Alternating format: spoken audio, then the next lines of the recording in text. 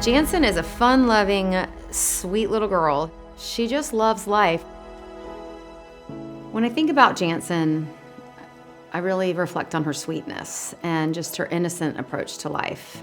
I think about how happy she is when she is engaged in an activity that she enjoys. She brings the family together, and it's really fun to watch her be herself.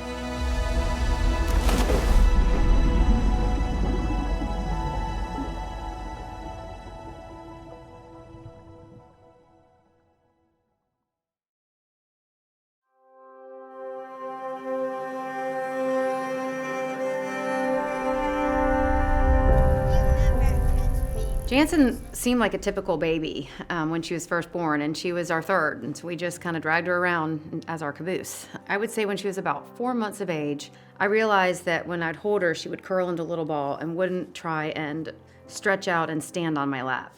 Later on, some of the differences I noticed in her development was some of the simple tasks like counting to 10, doing ABCs, color recognition, she had a difficult time with. We consulted a number of doctors in 14 different specialties. Neurologists, geneticists, orthopedists, ophthalmologists. Continually not getting definitive answers left us lost. We had doctors that told us, forget it, stop searching, and that's the last thing that we were going to do.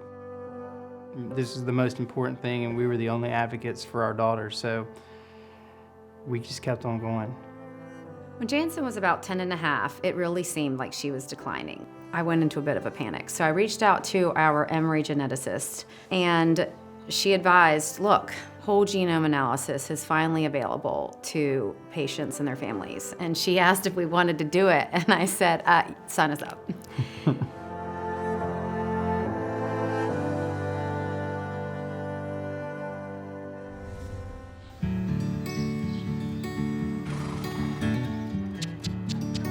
Hands forward, good, and sink back into that saddle.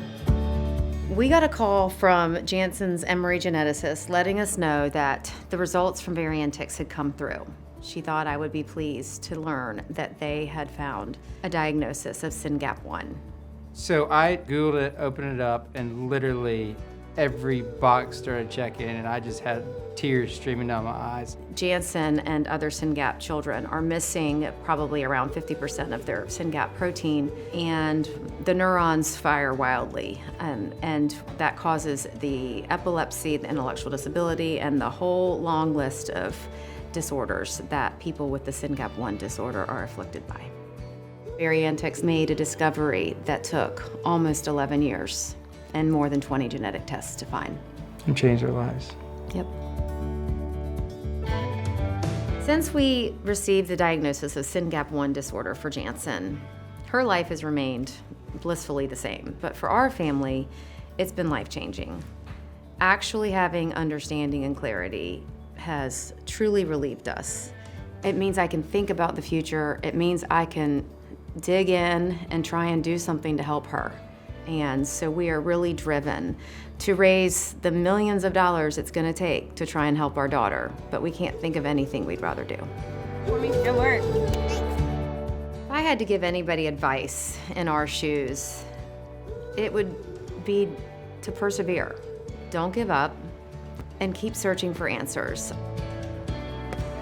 My hope and wish for Jansen is for her to be able to live an independent life. I want the world for this little girl. You having fun? We are incredibly grateful to Variantyx for helping us end our journey of discovery. We will never forget the people at Variantyx who spent months and months analyzing Jansen's DNA through their whole genome analysis. It has truly been life-changing for us.